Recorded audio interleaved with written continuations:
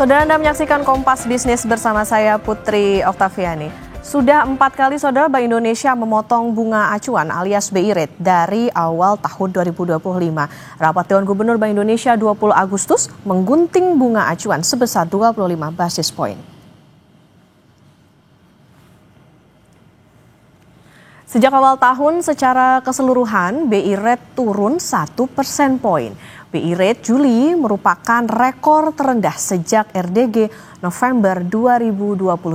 Ada sinyal menarik yang dilempar Bank Indonesia. Ke depan, Bank Sentral akan terus mencermati ruang penurunan suku bunga untuk mendorong pertumbuhan ekonomi yang lebih tinggi sejalan dengan rendahnya perakiraan inflasi dengan tetap mempertahankan stabilitas nilai tukar rupiah.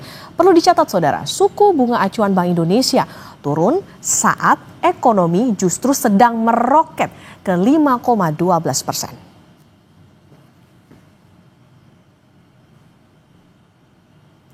Ada data menarik lain yang ditunjukkan Bank Indonesia. Saat ekonomi meroket, laju pertumbuhan kredit justru menukik ke bawah. Rinciannya, Mei masih tumbuh 8,43%, Juni 7,79% dan Juli 7,03%. Bank Indonesia bilang perilaku perbankan cenderung berhati-hati dalam menyalurkan kredit. Antara lain tercermin pada standar penyaluran kredit atau lending standard yang meningkat. Perbankan juga lebih memilih menempatkan kelebihan likuiditas pada surat-surat berharga. Dalam RDG, Gubernur Bank Indonesia Peri Warjio bilang ekonomi global masih tidak pasti, tetapi ekonomi Indonesia berpeluang membaik. Secara keseluruhan, trennya pertumbuhan ekonomi global akan menurun, inflasinya akan kecenderungan menurun, arah kebijakan moneter akan akomodatif, tapi tentu saja dalam jangka pendek karena ketidakpastian, kebijakan reserve tarif itu masih dinamis, masih akan terus bergerak. Inilah yang membawa suatu ketidakpastian pasar keuangan global jangka pendek. Dua, mengenai pertumbuhan ekonomi terkini pasca data PDB kuartal 2 2025.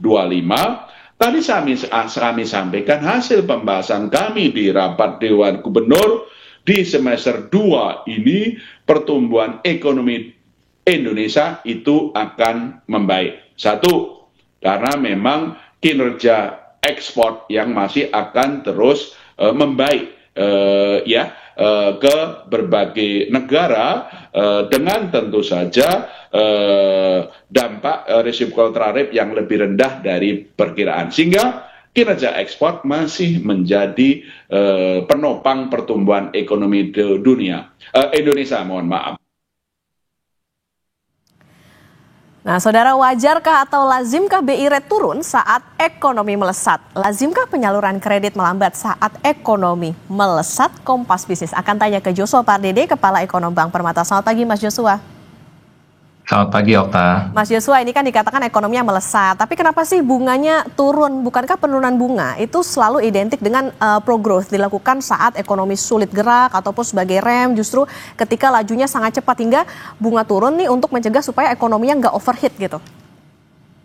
Ya, yang pertama adalah melesat itu adalah relatif ya. Jadi kalau kita bicara apakah pertumbuhan ekonomi 5,12% itu apakah benar-benar dirasakan oleh masyarakat kalangan menengah ke bawah, masyarakat berpenghasilan rendah, pertama. Lalu juga kalau kita bicara forward looking ke depannya, kita bicara kebijakan suku bunga kebijakan Bank Indonesia ini adalah forward looking, kebijakan yang forward looking. Artinya Bank Indonesia juga tentunya melihat bagaimana potensi kondisi ekonomi ke depannya, khususnya di semester kedua, yang dimana tadi sudah disampaikan juga bahwa kondisi semester 2 memang penuh tantangan, khususnya apalagi dengan implementasi kebijakan tarif Trump yang sudah mulai berlaku di awal Agustus, sehingga kami justru melihatnya adalah kinerja ekspor justru akan mengalami perlambatan di kuartal ketiga ini. Dan ditambah lagi juga dengan beberapa indikasi lainnya, seperti misalkan kalau kita melihat di kuartal kedua dengan adanya banyaknya libur nasional, kita terdoronglah spending. Nah, di kuartal dan semester kedua ini memang kurang lebih tidak banyak libur ya, sehingga itu diperkirakan makanya kondisi spending masyarakat pun juga mungkin akan sedikit terhambat, sehingga memang diperlukanlah intervensi kebijakan, dalam hal ini stimulus dalam hal kebijakan moneter, yakni wujudnya adalah penurunan suku bunga untuk dapat bisa menstimulasi pertumbuhan ekonomi di semester kedua. Yang diharapkan ini pun juga dikombinasikan ya dengan akselerasi dari belanja pemerintah, yang dimana ini baru mulai kelihatan ya di bulan Juni tahun ini, baru saja mulai di akhir kuartal kedua, yang harapannya ini jangan lagi terjadi di kedepannya, agar penurunan suku bunga dari Bank Indonesia ini bisa lebih efektif lagi, bisa mendorong pertumbuhan aktivitas ekonomi untuk seluruh lapisan masyarakat, sehingga ekonomi kita akan bisa lebih sustain lagi ke depannya. Oke, berarti tadi ada bagaimana faktor eksternal, tadi soal bagaimana tarif Trump, kemudian juga salah satunya kalau dari internalnya adalah soal bagaimana spending dari masyarakat. Ini artinya apa? Ada indikasi Mas Joshua concern dari BI ini soal daya beli, ada concern pada inflasi inti yang terus rendah? Ya, kalau kita bicara tentu ya ruang penurunan itu, kalau Pak Peri sampaikan beberapa RDG sebelumnya, ruang itu tetap terbuka. Artinya dua faktor utamanya adalah memang inflasi, ekspektasi inflasi yang tetap rendah. Yang kedua adalah memang stabilitas rupiah yang terkendali. Nah, terkendalinya ekspektasi inflasi ini, pertama adalah kita membacanya juga inflasi dari sisi mana, dari sisi permintaan kah atau dari sisi supply.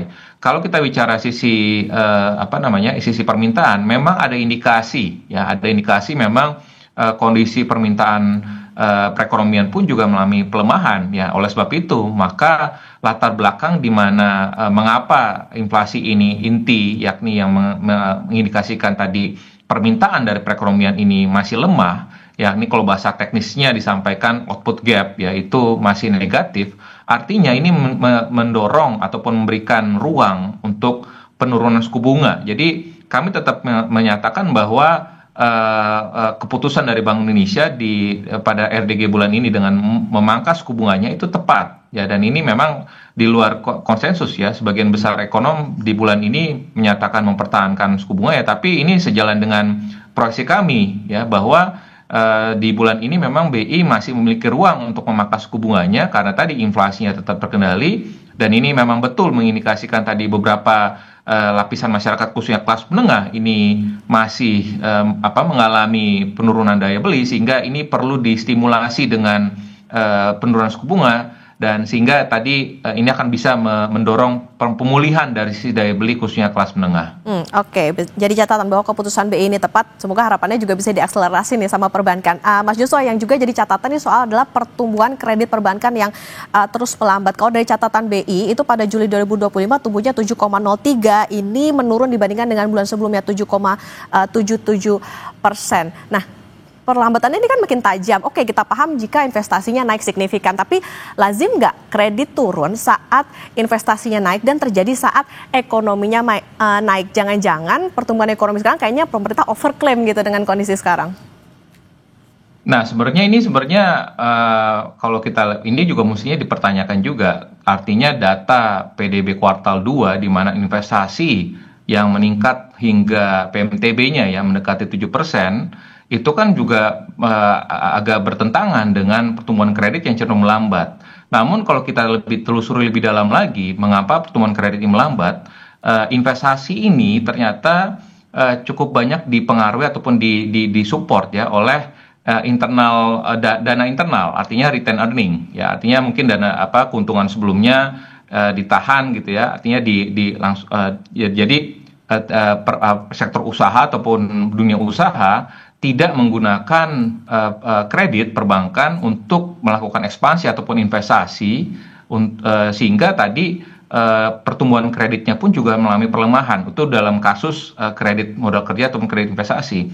Lalu terkait dengan kredit konsumsi, tentunya tadi masih berkaitan dengan kelas menengah ataupun secara konsumsi secara umum ya, di mana tadi misalkan untuk beberapa konsumen kecenderungannya saat ini masih menunda misalkan untuk pembelian perumahan ataupun pembelian mobil ya. Saat ini justru terjadi tren behaviornya down trading, artinya yang misalkan masyarakat sebelumnya beli mobil baru, saat ini justru malah kecenderungannya beli mobil bekas ya. Itu terindikasi juga misalkan pembiayaan multi finance di mobil-mobil bekas itu meningkat sangat signifikan sekali. Artinya nyata sekali bahwa permintaan kredit baik itu konsumsi dan juga seluruh modal kerja dan juga investasi ini cenderung mengalami pelemahan karena tadi investasinya disupport oleh dana internal karena mungkin beberapa sektor misalkan pertambangan dan juga perkebunan CPO masih mendapatkan windfall komoditas sehingga dana cash-nya masih berlebih sehingga tidak membutuhkan lagi belum membutuhkan pembiayaan dari perbankan. Dan tadi sisi lainnya ada konsumsinya masyarakat pun juga menunda belanja sehingga permintaan kredit konsumsi pun juga tertahan seperti itu. Oke, ini yang perlu dijelaskan oleh pemerintah. Soalnya kalau misalnya lihat kondisinya nih kayaknya masyarakat juga lagi ngerem nih buat ngambil kredit. Mas Joshua, teknis tapi sebenarnya ini menarik juga. Sebagai penegasan, Bank Indonesia kan bilang juga nih, perilaku perbankan itu cenderung hati-hati dalam menyalurkan kredit. Antara lain tercermin pada standar penyaluran kredit atau lending standard yang meningkat. Sebenarnya apa ini perbankan kita nih melihat ada faktor resiko nggak ke depan? Ya, kalau kita melihat dari proyeksi ekonomi global dari IMF, World Bank, ADB yang menyatakan bahwa pertumbuhan global tahun depan ya, tentu perbankan juga melihat risiko kan nggak mungkin melihatnya 1-2 bulan ke depan saja, tapi melihatnya 1-2 tahun ke depan. Dan melihat risiko ke depannya kan ini dampak dari tarif Trump ini kan cukup masif ya, dan ini sekalipun memang mungkin dampak langsungnya untuk exposure produk industri manufaktur kita yang terekspos ke Amerika Serikat ini mungkin dampaknya relatif kecil yang seperti disampaikan juga oleh Menteri Keuangan 2 hingga 3% terhadap PDB.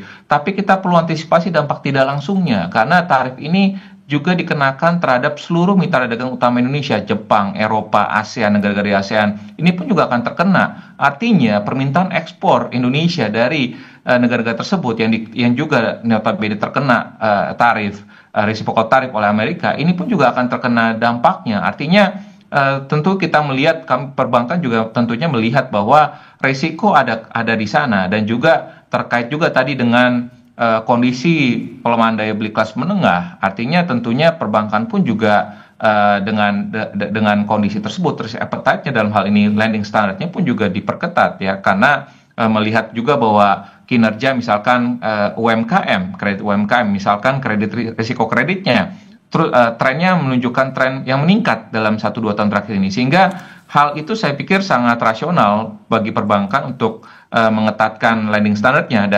Dan karena kembali lagi yang perlu kita ingat adalah bahwa sektor perbankan adalah will always follow the economy.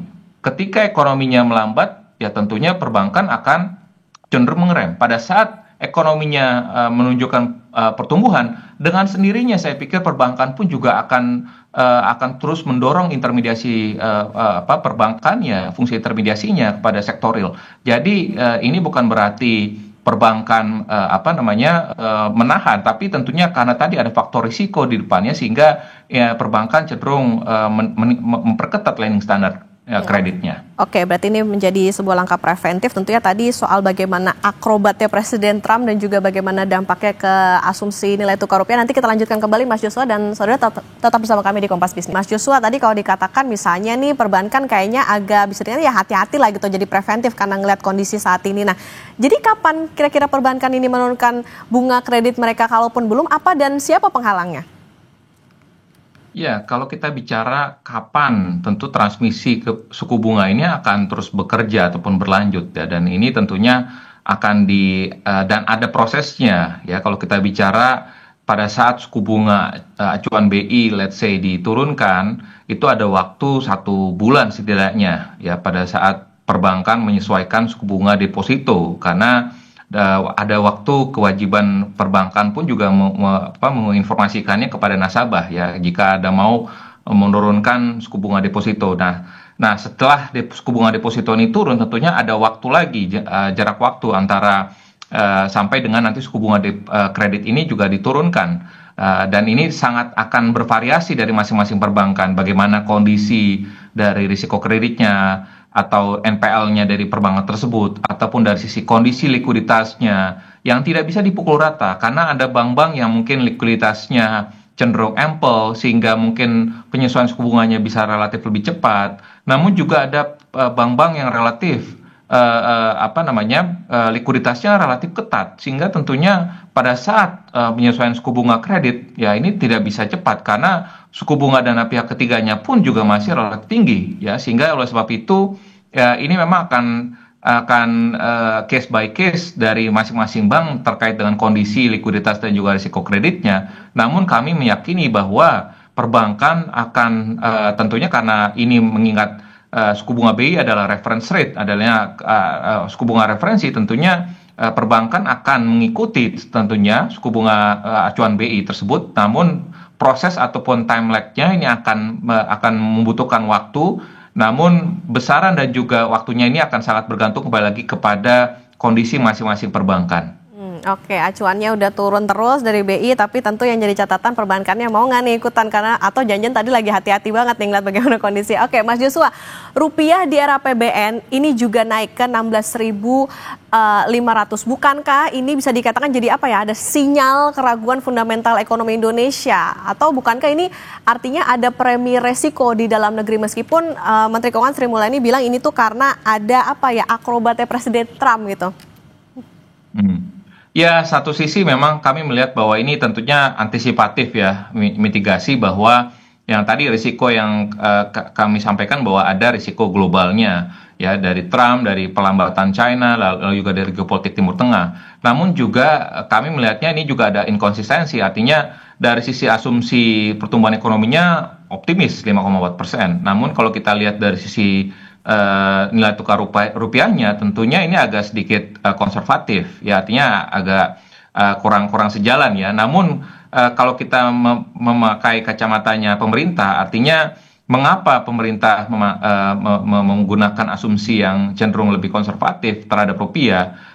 Kami melihat bahwa kalau nanti sekiranya rupiah ini kan rata-rata asumsi rupiah pada era APBN ini kan rata-rata, artinya kalau nanti realisasinya di bawah ataupun lebih baik daripada 16.500, let's say 16.000, tentu ini kan memberikan dampak yang lebih positif ya kepada anggaran ataupun pada APBN kita. Jadi artinya mungkin lebih baik sedikit konservatif dari sisi rupiahnya, karena nanti mungkin dampaknya akan jauh lebih besar ya, karena kalau misalkan pemerintah memasang terlalu optimis kepada rupiahnya, nanti kalau misalkan terjadi gejolak yang tidak diantisipasi, tentunya nanti akan bisa berimbas juga nanti kepada misalkan ada penambahan belanja, let's say misalkan kepada belanja subsidi, energi dan lain sebagainya. Tentu ini akan bisa mendorong pembengkakan defisit APBN ke depannya, dan itu yang mungkin diantisipasi untuk